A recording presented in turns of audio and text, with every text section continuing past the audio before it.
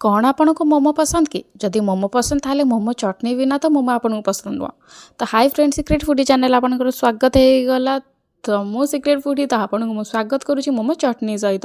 तो चलते बहुत सहज उपाय आपन को कहबी जोटा कि मिनिमम आपन 5 मिनट लगे कला बेले। तो देखो फ्रेंड प्रथमे मुझे बिलाती नहीं जाइए गोटे बड़ बिलाती मुझे काटिकी छोट छोट पीस कर देइछि। अदा ये मुझे काटी देइछि ताकू 4 फाड़ कर देइछि। रसुण भी मुझे 4 कोला नहीं जाइछि चोपा छड़े के।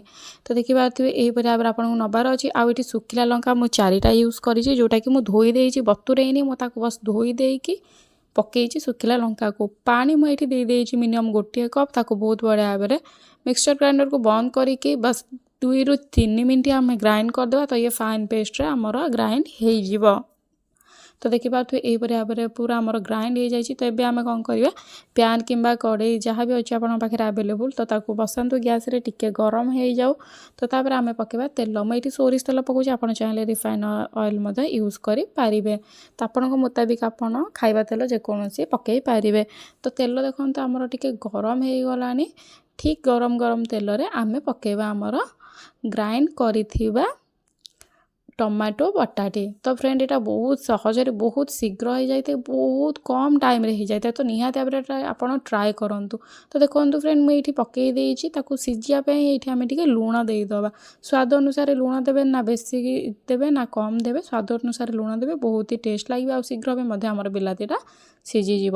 विनेगार ये मुझे गोटे चामच देदेछि। सोया सस भी मुझे गोटे चामच देदेछि। फ्रेंड देखो मो अनुसार करुँची आपड़ जदि क्वांटिटी बढ़ाऊँ तो क्वांटिटी बढ़ेवा अनुसार करें ना क्वांटिटी कम जदि करुँच तो से अनुसार आपड़ करें।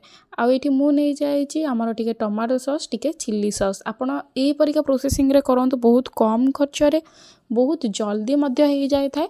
बेसी टाइम लगे न था एतिक जिनस बस आमको आउ किछि भी जिनस ये दरकार ही नाही। तो ये देखिले ना। तो ये आपको आम कौन करवा टिके समय घोड़े की रखीदेवा। घोड़े की बेसी ना 3 ରୁ 4 मिनट बस आपको घोड़े की रखीदे। रखिले कौन हम तार एक्सेस पानीटा सेटा भी मरीज आ यहाँ बहुत बढ़िया टेस्ट भी आसो बहुत बढ़िया स्मेल भी आसो। आपड़ जो करुवे से आप फिल करेंगे कि बहुत बढ़िया स्मेल ही आसूचे।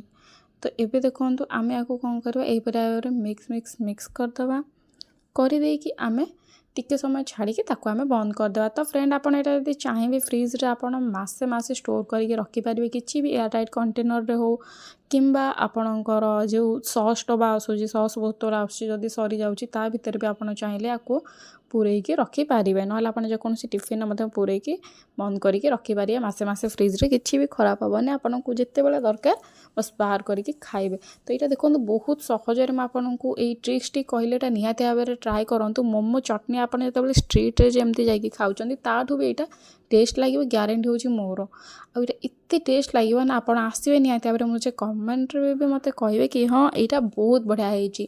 तो देखो आज तो थिला आमर एतिकी वीडियो मोमोर चटनी केमती करती बाकी मोमो केमती करती सेटा भी मुझे आपन सहित शेयर कर देछि। जमा देखा भूलें। तो निहाती भाव में देखो जदि भल लगे तो please like comment share and subscribe भी करूँ।